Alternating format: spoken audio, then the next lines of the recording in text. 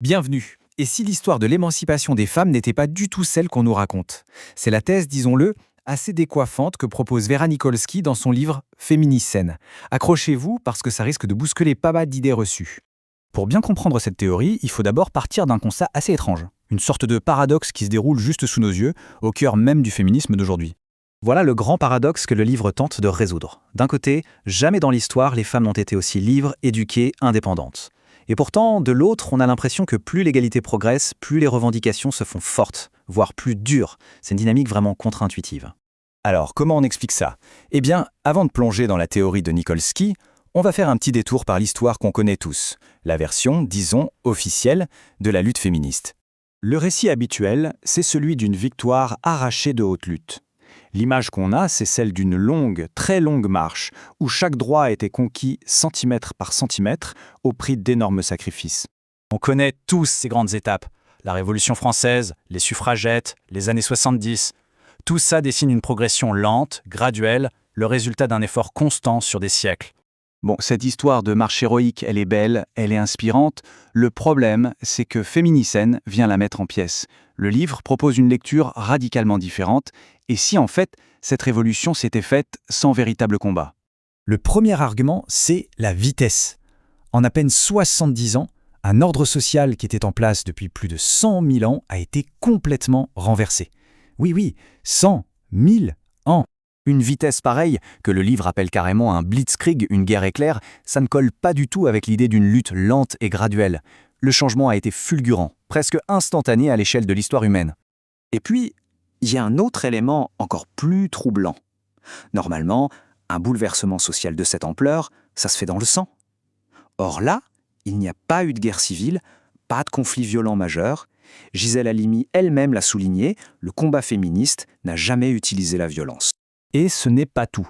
Si on regarde d'autres indicateurs, comme la violence en général, on voit que les taux d'homicide, par exemple, ont commencé à chuter drastiquement bien avant les grandes vagues féministes, comme si le progrès suivait une logique propre, parfois indépendante des luttes politiques. C'est Simone de Beauvoir qui a résumé ce paradoxe avec une lucidité incroyable dès 1949. Si les femmes ont reçu leurs droits plus qu'elles ne les ont pris, alors la vraie question, c'est quelle force a bien pu pousser les hommes à les leur concéder? Si les femmes ont reçu leurs droits, ça veut dire qu'une force extérieure au féminisme a agi. Mais laquelle? Pour le comprendre, le livre nous propose de faire un bond dans le passé, de revenir aux racines mêmes de la domination masculine. Tout au début, on tombe sur un fait absolument massif, que le livre qualifie de stupéfiant. Le monopole masculin de la chasse au gros gibier. C'est un invariant qu'on retrouve partout, dans toutes les sociétés de chasseurs-cueilleurs, sans une seule exception. Alors, la thèse, c'est que cette division du travail n'est pas née d'une idéologie ou d'une volonté de dominer. Non, au départ, c'était purement pratique, c'était une question de survie, basée sur ce qu'on appelle l'avantage comparatif. Dans un monde super dangereux, cette spécialisation, c'était tout simplement la stratégie la plus efficace pour que l'espèce survive. D'un côté, les hommes, plus forts en moyenne et toujours disponibles, s'occupaient de la chasse et de la défense. De l'autre, les femmes, avec les contraintes de la grossesse et de l'allaitement, prenaient en charge les enfants et la cueillette. C'était juste la solution la plus logique. Et c'est là que tout a basculé. Au fil du temps, ce qui n'était qu'un arrangement pratique pour ne pas mourir de faim s'est transformé, s'est solidifié pour devenir le socle de millénaires de domination masculine. Le monopole des armes et de la force a permis de transformer une nécessité en une hiérarchie. Et on arrive au cœur de la thèse. Si c'est une logique matérielle, qui a la force, qui peut se déplacer loin, qui a créé la domination, alors il faut logiquement un changement de cette même logique matérielle pour permettre la libération. Et c'est ça que le livre appelle le féminicène. Le féminicène, donc, c'est le nom donné à notre époque. L'idée est vraiment puissante. Ce n'est pas juste un changement dans les têtes, c'est un vrai changement d'ère pour l'humanité. Une ère qui repose sur des fondations matérielles complètement nouvelles. Concrètement, c'est quoi les fondations de ce féminicène? Il y en a 3.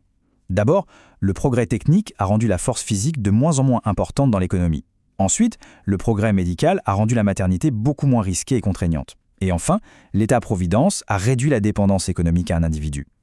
Ces 3 piliers ont changé la donne. Mais si on accepte cette logique matérialiste jusqu'au bout, on arrive à une conclusion inévitable. Et elle prend la forme d'un avertissement assez glaçant sur la fragilité de tout ça. En clair, l'ère des femmes est complètement dépendante de l'ère de l'humanité, c'est-à-dire de notre monde industriel ultra dépendant de l'énergie, celui-là même qui a permis tous ces progrès. L'un ne va pas sans l'autre. Et tout ça nous amène à la question finale et provocatrice du livre. Si la libération des femmes repose sur l'abondance énergétique et le progrès technologique, que se passera-t-il si ce socle matériel venait à se fissurer ?